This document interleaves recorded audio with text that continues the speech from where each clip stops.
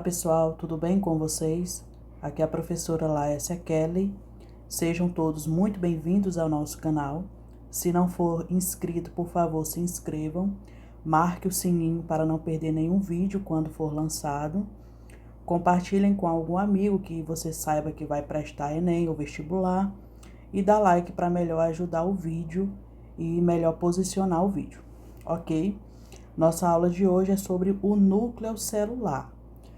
Quem primeiro visualizou foi Robert Brown, no ano de 1833, foi um pesquisador escocês, e ele é considerado o descobridor do núcleo celular. Reconheceu que o núcleo é o componente fundamental das células. Ele estava analisando a ameba ao microscópio, e ele visualizou uma espécie de semente, porque ele comparou a célula aos frutos. E esse termo núcleo vem do grego nux, que significa semente. Posteriormente, já no final do século XIX, o médico Balbiani fez uma experiência que ficou conhecido como merotomia, onde mero significa parte e tomia, cortar. Então ele cortou, separou em parte uma ameba, uma parte nucleada, então ele dividiu aqui, digamos que aqui seja uma ameba, ele separou em duas partes, uma parte com núcleo e uma parte sem núcleo. Ele observou depois de algum tempo que a parte sem núcleo não se desenvolveu e acabou morrendo, e a porção com núcleo continuou sobrevivendo. Então ele concluiu que a célula depende do núcleo para a sobrevivência. Continuou fazendo outros experimentos onde ele pegou o núcleo de uma célula e tirou esse núcleo e transplantou para uma parte anucleada de outra célula. E essa célula continuou desenvolvendo as atividades metabólicas normalmente. A parte segmentada da ameba com o núcleo continuou sobrevivendo, ela cresceu e até se dividiu em duas. Então, para ele, o núcleo seria indispensável à vida da célula. O núcleo controla as atividades celulares e é responsável pelas características do organismo, pois é nele onde está presente o DNA. O núcleo está presente nas células eucarióticas, na verdade, o que difere uma célula procariótica da eucariótica é a presença de uma membrana, de um envelope nuclear, também chamado como carioteca, onde cário representa núcleo e teca vem de invólucro. Então, envolve o material genético. As células procariontes, como as bactérias, não apresentam essa carioteca, já as células eucarióticas apresentam. O termo cárion vem de núcleo e eu significa verdadeiro. Então, apresenta um envelope nuclear verdadeiro. As características gerais envolvendo o núcleo, ele pode variar de acordo com a forma, de acordo com o número também. Geralmente, células arredondadas possuem núcleo arredondado, mas se a célula for cilíndrica ou fusiforme, como os cones e os bastonetes do nosso olho, o núcleo vai ser alongado, como as células. Se a célula for achatada ou pavimentosa, como as células do tecido epitelial, o núcleo também vai ser achatado. A maioria das células apresentam um único núcleo, então a gente fala em mononucleado. Mono vem de um. Há células também que apresentam dois núcleos, aí nós chamamos de binucleado. Bi vem de dois, como o paramécio, que apresentam um macronúcleo e um micronúcleo com funções diferentes. Existem células que são multinucleadas, como as células musculares. Elas são células bem longas e, para compensar o tamanho do citoplasma, ela possui vários núcleos. Ou então existem células que não apresentam núcleo, como as hemácias, que são produzidas na medula óssea. Lá elas apresentam núcleo, mas a saída delas para os vasos sanguíneos, elas perdem o núcleo. Isso promove uma redução do tempo de vida da célula, que nós temos os representantes de hemácias. Existem núcleos também que não apresentam uma forma definida, como o dos glóbulos brancos, né? Nós chamamos de núcleos sem forma ou simplesmente amorfos. Ele não tem uma forma padrão. Eles podem estar na célula localizados na região central. A maioria das células, o núcleo posiciona-se no meio, ou então ele pode estar localizado na lateral ou na periferia da célula. O exemplo são as células adiposas, né? Devido ao acúmulo de gordura, o núcleo ele fica ali desprezado na periferia da célula. Vamos aos componentes estruturais do núcleo. O núcleo ele apresenta um revestimento, como eu falei, o envelope nuclear, chamado carioteca. Esse termo cario vem de núcleo e teca vem de invólucro, ou também chamado de cariomembrana. É a membrana, cário representa núcleo, a membrana do núcleo. São duas membranas que revestem, que formam essa carioteca. Tem a membrana externa que está em contato com o citoplasma e a parte interna que está em contato com a cariolinfa. E entre elas existe um espaço, o espaço perinuclear. Essa membrana apresenta vários poros de comunicação, então existem substâncias que atravessam tanto para a entrada no núcleo como para a saída, e são principalmente os ribossomos e o RNA ribossômico. Vemos a cariolinfa, que é como se fosse uma linfa ou o citoplasma do núcleo, também chamado de nucleoplasma, o citoplasma do núcleo, né? A gente chama de nucleoplasma, que é constituído por água, por sais minerais, por proteínas e por materiais que participam da síntese de ácidos nucleicos. Tem um vídeo aí falando só sobre ácidos nucleicos, depois vocês voltem e assistam lá, tá bom?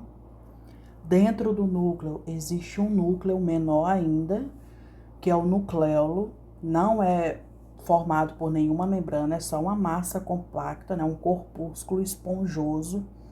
Ele apresenta RNA ribossômico e a principal função é de produção dos ribossomos. No nucleolo, os ribossomos são produzidos separadamente. A gente viu lá naquele conteúdo de citoplasma que ele é formado por duas subunidades, a subunidade maior e a subunidade menor. Eles são produzidos assim separadamente e eles saem do núcleo através desses poros, vão para o citoplasma e lá eles vão se unir para a produção das proteínas, né, para a síntese de proteínas. E é no núcleo que está localizada a cromatina. Na verdade, é o próprio material genético, é o DNA, onde ele se encontra um pouco mais condensado, e é a cromatina que vai se transformar no cromossomo. A diferença básica de uma para outra é como a célula está. Se a célula está em repouso, nós temos cromatina. Esse repouso é chamado de intérfase.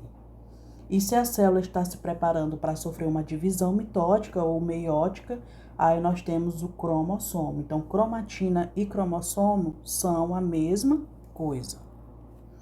Como eu falei, a cromatina é o material genético contido no núcleo das células. Esse termo croma vem de cor. Nós colocamos um corante básico e ele se cora. Só que tem porções que se coram mais fortes do que outras. As porções onde existe maior pigmentação, nós chamamos de heterocromatina, e a porção onde não está tão pigmentada, nós chamamos de eucromatina.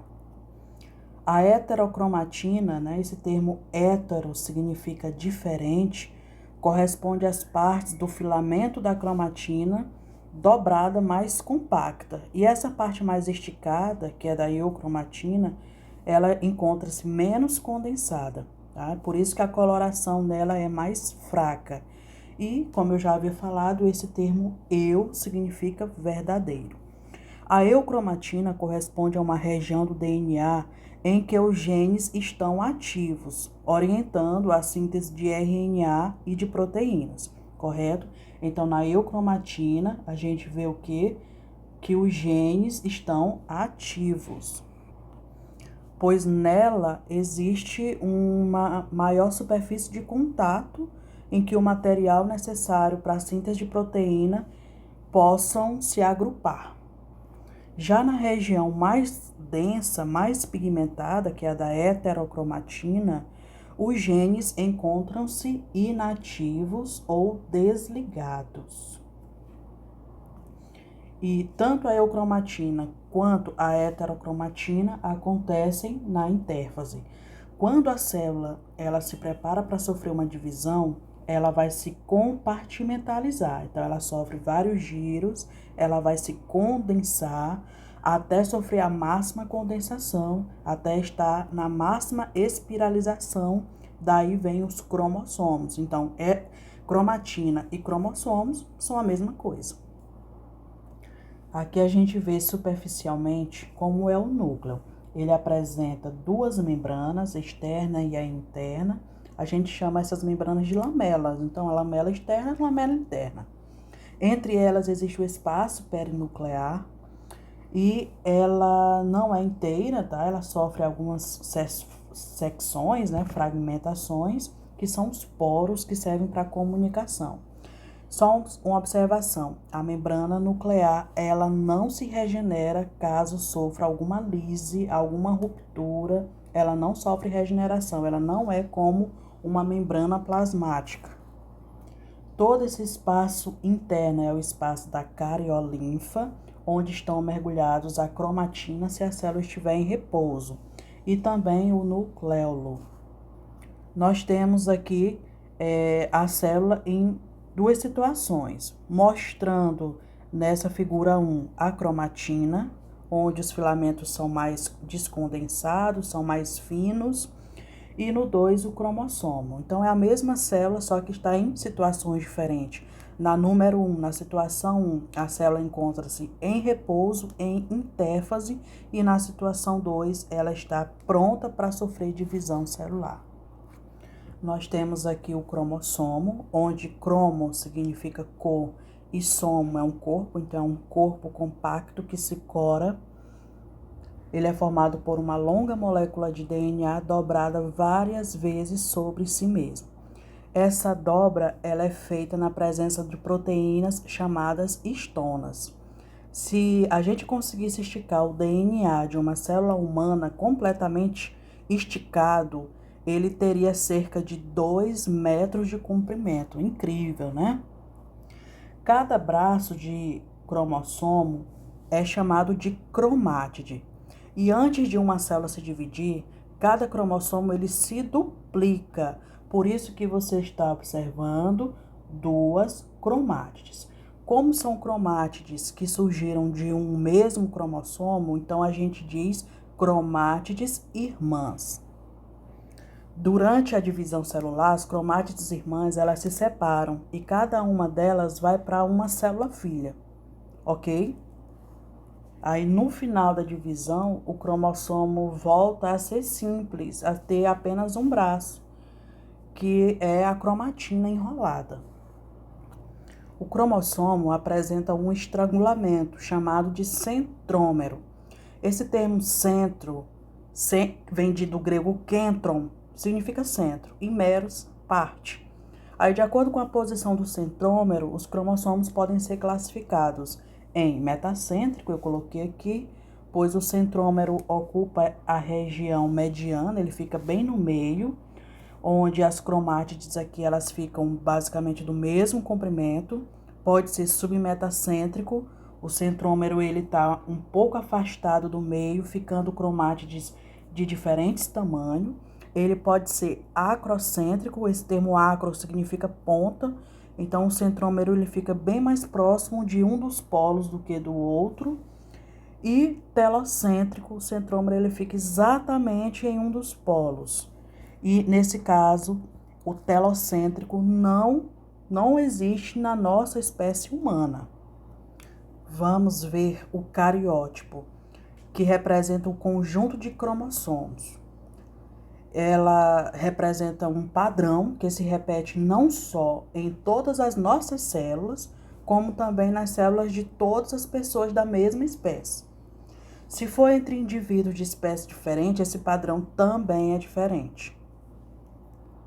Onde os cromossomos são organizados de acordo com a posição do centrômero. Quem é metacêntrico fica com quem é metacêntrico, quem é acrocêntrico fica com acrocêntrico. E eles são numerados numa ordem decrescente de tamanho. Então, é do maior para o menor. Nós possuímos 23 pares de cromossomos, o que representa na nossa espécie o total de 46.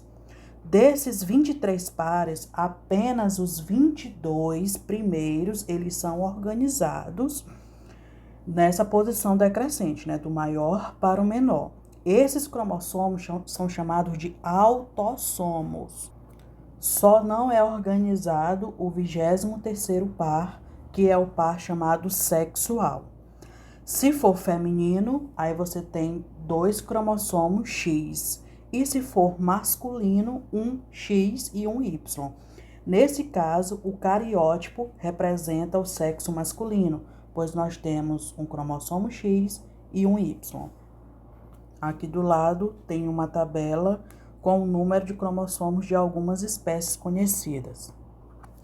Aqui eu coloquei para a gente melhor entender como isso acontece. Nós temos um total de 46 cromossomos. O sexo masculino, que é o sinal do macho, apresenta 46 cromossomos, só que a gente vai diferenciar em autossomos e sexuais. Autossomos são 44, como a gente viu aqui. São 22 pares, é 22, mas como é o par, totaliza 44.